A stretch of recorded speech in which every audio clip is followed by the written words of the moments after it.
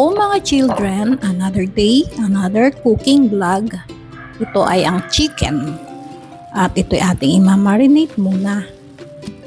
Lagyan muna natin ng patis. Then imekos-mekos natin siya para kumapit yung patis. Mekos-mekos. Kalahating kilong manok lang itong aking ginawa. 1 kilo ang binili ko pero kunti lang naman ako. Mag-isa lang ako minsan. Kaya kalahati lang ang aking minarinate sa patis. Then iprito natin ng bahagya. Ano lang, mga slightly brown. Prito natin ng slightly brown.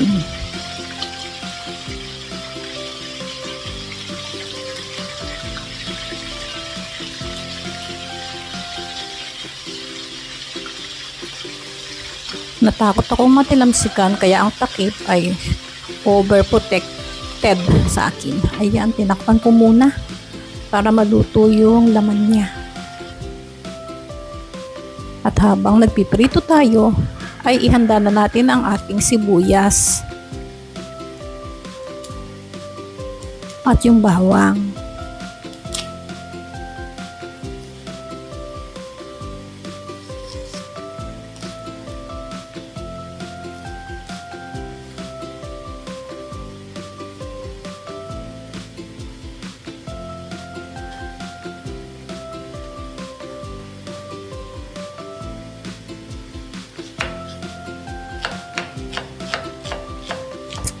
Ang hirap talagang maghiwa ng sibuyas, talagang ikaw ay mapapaluha. Sabi nila, yung way na para hindi maluha ay basain daw yung ginagamit na kutsilyo. Ayan, seryoso sa paghiwa at baka ako ay masugatan. Inuna ko muna ang sibuyas. Sinilip muna natin yung pinipirito at baka ito ay sunog na.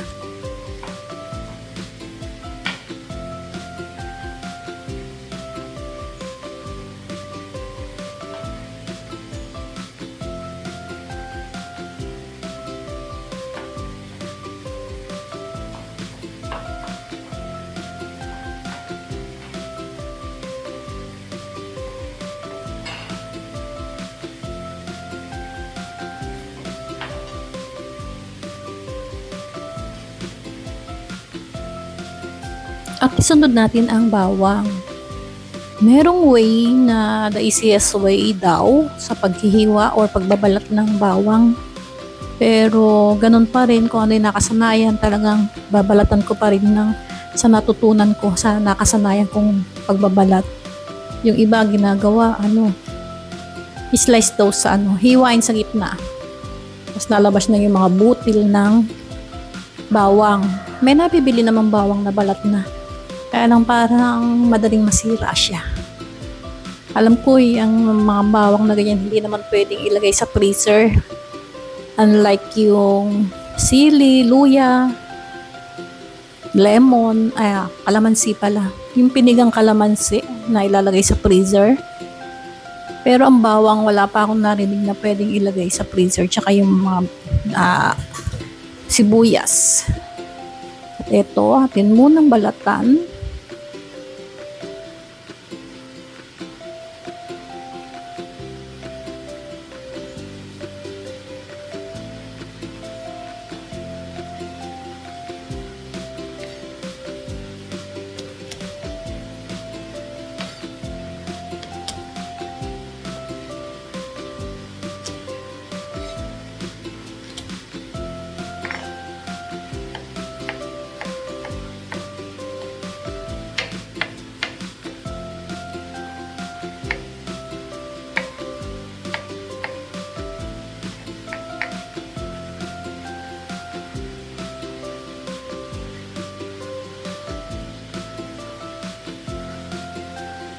Ayan, eto na ang ating sibuyas at bawang.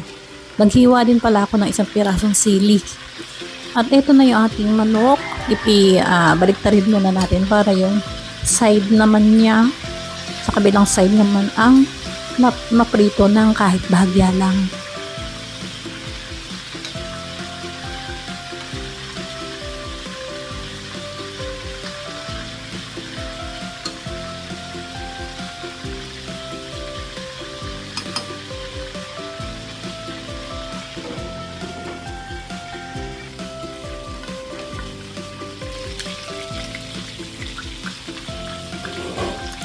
Ayan, at maganda na ang pagkakaprito kahit na konting brown lang. Atin mo ng hanguin at ito ay ating isi-set aside.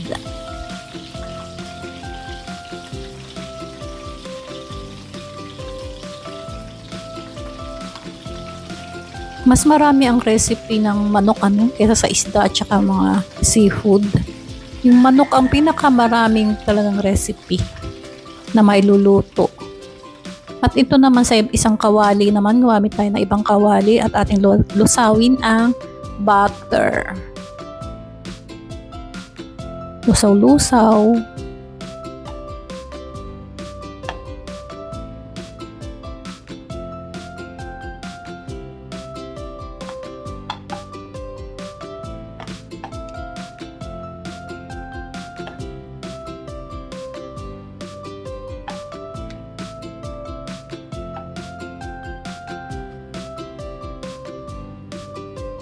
Hindi talaga ako nawawala ng butter kasi gamitin siya sa pagluluto. At ilagay na natin ang bawang.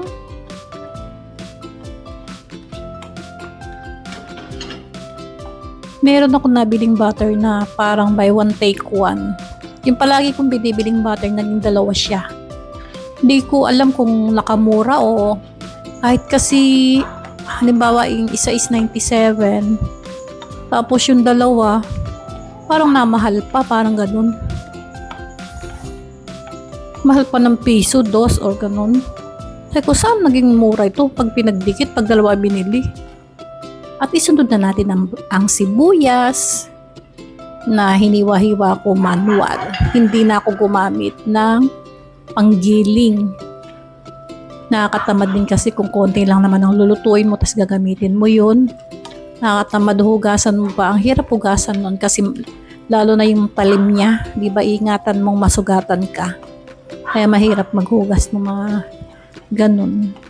Yung mga panggiling. Ayan, lagyan na natin ng tomato paste. Konti lang siya. Na binili pa namin ni Blue doon sa kanto.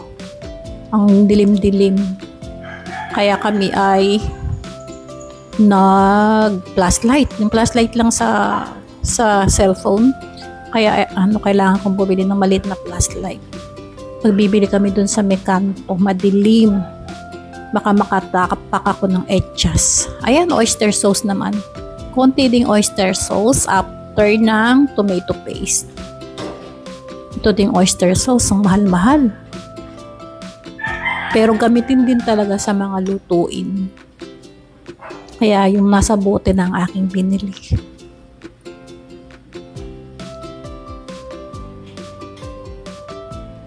And after that, lagay na natin yung manok na muntik pang mahulog yung isa. Oops. Lagay na natin ang manok sa ating minix-mix na butter, garlic, onion, tomato paste at oyster sauce. Ilagay na natin ang manok na kanina nating pinirito ng bahagya.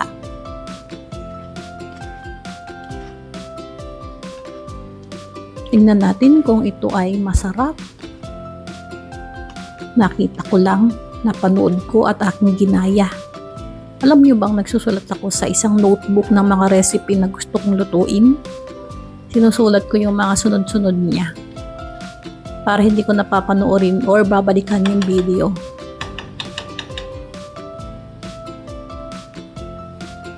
Ayan, lagyan natin ng konting paminta na lumipad-lipad pa dahil may ventilador.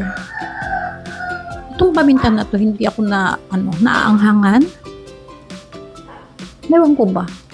Mas masarap talaga yung bumili ka ng buo. Tsaka konting patis lagyan natin yung pamintang buo, tas ikaw na magdudurog. Yun, lasang-lasang paminta. Pag bumili ka na ng durog, parang hindi siya masarap. Sa feeling ko lang o sa ko lang, ako lang to.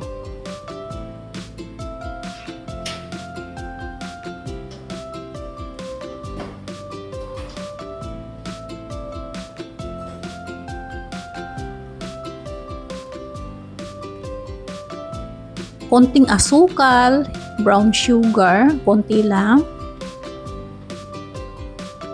Promise, Mukhang masarap to.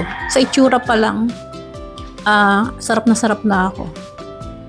Sa amoy pa lang, naku, baka manghingi ang kapitbahay. Maamoy malamang niya to. Makapagsara nga ng gate. At ito na ang ating last na Sprite. At ako din may stock din akong Sprite. Gamitin din siya, Sprite at saka pineapple juice. Gamitin sa pagluluto. Ayan na ang ating Sprite at konting pakulo na lang. Ready na ba ang inyong kanin? Malapit na tayong kumain mga children. Kumuha na ng kanin. Tingnan kung hindi nahilaw yung kanin. Pakuluan na lang natin ng bahagya. At lagyan natin ng konting magic sarap kasi sa parang medyo matabang nung tinikman ko. Medyo matabang. Konti lang. Hindi ako gumagamit ng mga betsing. Sabi nila masama daw sa katawan. Hindi ko alam kung alin na mabuti at masama. At ito yung isang sili na aking hiniwa-hiwa. At ayan na. Kakain na tayo. Ayan, papakuluan na lang ng bahagya. Mga children, ready na ba kumain? Nagutom na ba? Yung mga kubyertos, ilabas na. Kunin sa paminggalan ang kubyertos. Ayan na. Kakain na. Ang bango-bango talaga niya. Parang pwedeng pang sanghandaan. Ihanda mo sa handaan. Ayan, nakakain na. Thanks for watching mga children. Bye!